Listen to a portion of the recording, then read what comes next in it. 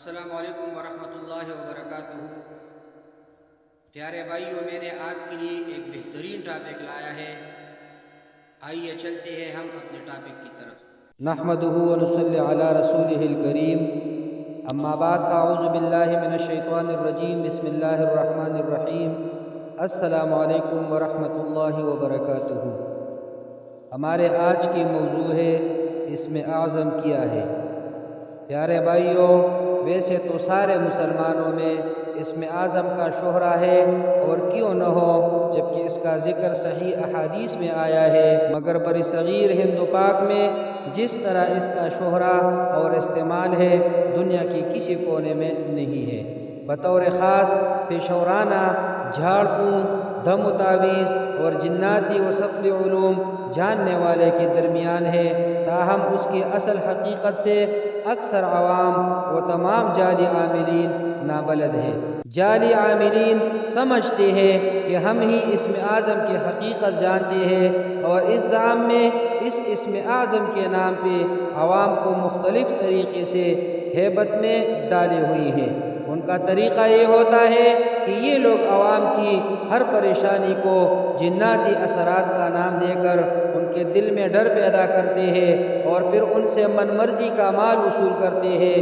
بچہ بیمار ہو جائے تو جنات کا اثر، جانور مر جائے تو جنات کا اثر، گھر میں چوری ہو جائے تو جنات کا اثر، سفر سے لوٹنا پڑ جائے تو جنات کا اثر، کام نہ بنے تو جنات کا اثر، یا کوئی نئی واقعہ ہو جائے تو جنات کا اثر۔ اس طرح عوام ڈر جاتی ہے اور عاملوں کا سہارا لیتی ہے۔ اس قسم کی ڈری سے ہی عوام کے اندر یہی خیال عام ہے کہ اسم اعظم کوئی الہی جادو یا خاص قسم کا سفلی یا کشف و کرامات علم ہے جسے عاملوں کے علاوہ کوئی نہیں جانتا۔ اسی سبب آج یہاں آپ کو مختصر انداز میں اسم اعظم کی حقیقت بتانا چاہتا ہوں، تاکہ کسی سے دھوکہ نہ کھائے اور آپ خود بھی اس کا صحیح استعمال کریں اور فائدہ اٹھائیں۔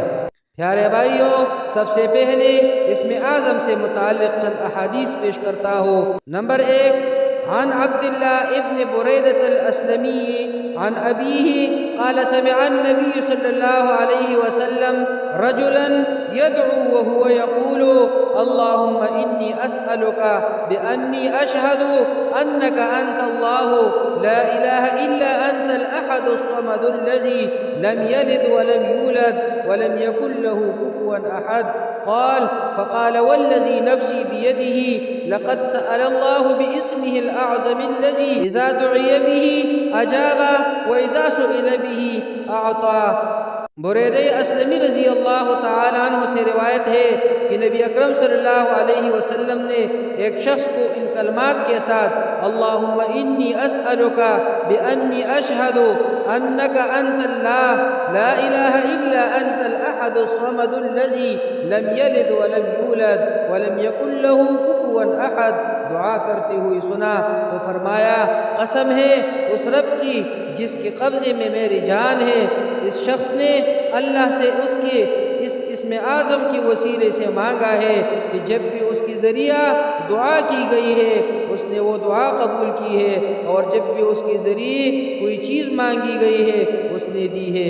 دوسرے حدیث یہ ہے عن انس بن مالک قال كنت مع رسول الله صلی اللہ علیہ وسلم جالسا يعني ورجل قائم يصلي فلما ركع وسجد وتشهد دعا فقال في دعائه اللهم إني أسألك بأن لك الحمد لا إله إلا أنت المنان بديع السماوات والأرض يا ذا الجلال والإكرام يا حي يا قيوم إني أسألك. فقال النبي صلى الله عليه وسلم لأصحابه تدرون بما دعا؟ قالوا الله ورسوله أعلم. قال والذي نفسي بيده لقد دعا الله باسمه العظيم الذي إذا دعي به أجاب وإذا سئل به أعطى. حضرت انس ابن مالک رضی اللہ تعالیٰ عنہ بیان کرتے ہیں کہ میں رسول اللہ صلی اللہ علیہ وسلم کے ساتھ بیٹھا تھا اور ایک آدمی کھڑا نماز پڑھ رہا تھا۔ جب اس نے رکوع اور سجدہ کر لیا اور تشہد بھی پڑھ لیا تو اس نے دعا کی اور اپنی دعا میں کہا اللہم انی اسألک بأن لک الحمد الی آخرہ، اے اللہ میں تجھ سے سوال کرتا ہوں اس بنا پر کہ تیرے لیے ہی تعریف ہے، تیرے سوا کوئی حقیقی معبود نہیں، تو بہت احسان کرنے والا ہے، آسمانوں اور زمینوں کو بلا مادہ پیدا کرنے والا ہے، اے بزرگی و عزت والے، اے زندہ و جاوید، اے سب کو قائم رکھنے والے، بے شک میں تجھ سے سوال کرتا ہوں۔ نبی صلی اللہ علیہ وسلم نے اپنے صحابہ سے فرمایا تم جانتے ہو اس نے کن لفظوں سے دعا کی؟ انہوں نے کہا اللہ تعالیٰ اور اس کا رسول صلی اللہ علیہ وسلم بخوبی جانتے ہیں۔ آپ صلی اللہ علیہ وسلم نے فرمایا اس ذات کی قسم جس کے ہاتھ میں میری جان ہے، اس نے اللہ تعالیٰ کی اس اسم اعظم کے ساتھ دعا کی ہے کہ جب اس کے ساتھ اللہ کو پکارا جائے تو وہ ضرور جواب دیتا ہے، اور جب اس کے ساتھ کچھ مانگا جائے تو ضرور عطا فرماتا ہے۔ تیسری حدیث عن القاسم قال اسم اللہ الاعظم الذي اذا دعی به اجاب فی سور ثلاث البقرہ وآل عمران وطہ۔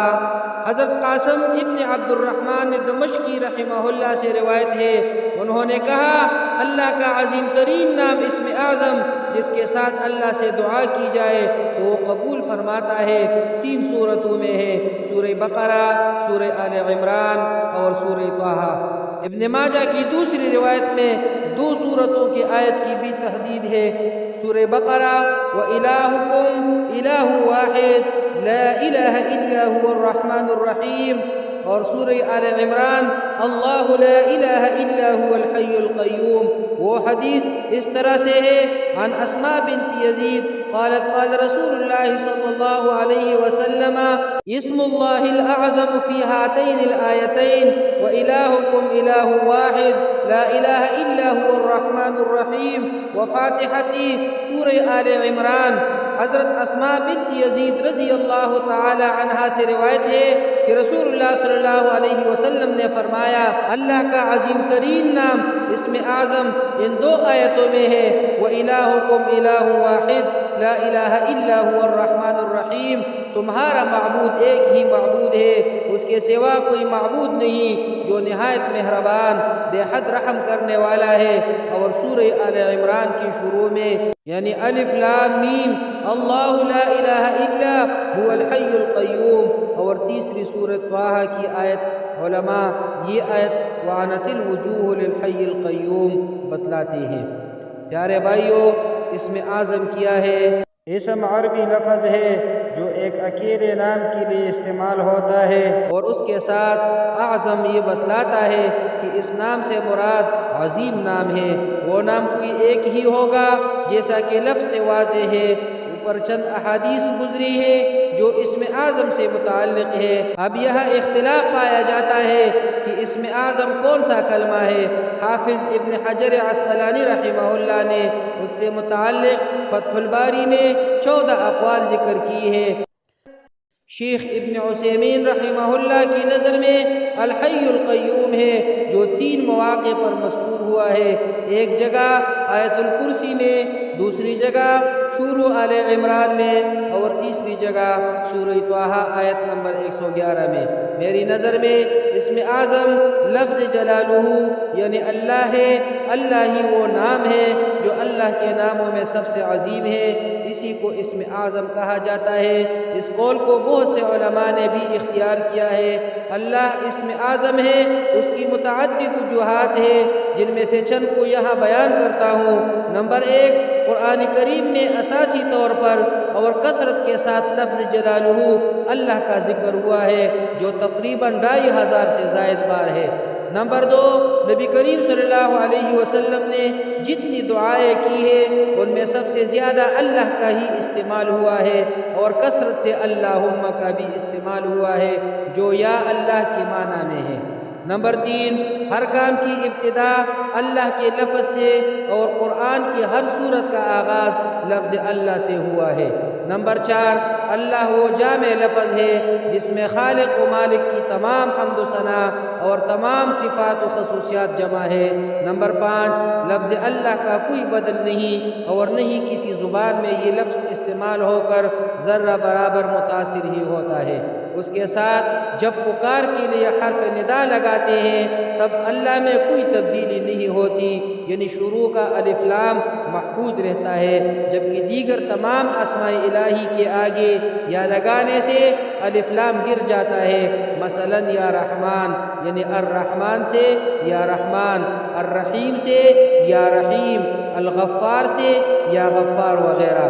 نمبر 6، اگر اللہ کے علاوہ اسم اعظم ہوتا تو نبی کریم صلی اللہ علیہ وسلم اپنی دعاؤں میں ضرور اکثر ان الفاظ کا ذکر کرتے، بطور خاص جب آپ کو اپنے لیے یا امت کے لیے نازک موڑ پر رب سے دعا کرنی پڑی۔ اب یہ سوال یہ پیدا ہوتا ہے کہ جب لفظ اللہ ہی اسم اعظم ہے تو پھر اسم اعظم سے متعلق دوسرے الفاظ کا کیا حکم ہے؟ اس کا جواب یہ ہے کہ مذکورہ 3 احادیث میں اسم اعظم سے اصل اللہ ہی مقصود ہے۔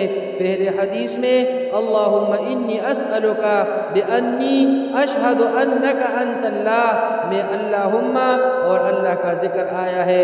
دوسرے حدیث میں اللہم انی اسألک اللہم آیا ہے، اور تیسری حدیث میں سورہ طٰہٰ کے علاوہ میں بھی لفظ جلالہ کا ذکر آیا ہے۔ پیارے بھائیو، اسم اعظم کا حاصل کلام یہ ہے، یہ علم رکھتے ہوئے کہ اسم اعظم اللہ ہے، یہ علم بھی رکھیے کہ جو الفاظ اسم اعظم والے احادیث میں آئے ہیں انہیں بھی دعا سے پہلے پڑھا جائے تو بہتر ہے، کیونکہ اللہ اور اس کے رسول صلی اللہ علیہ وسلم کے سنہرے الفاظ کا دعاؤں میں اہتمام کرنا اولا ہے۔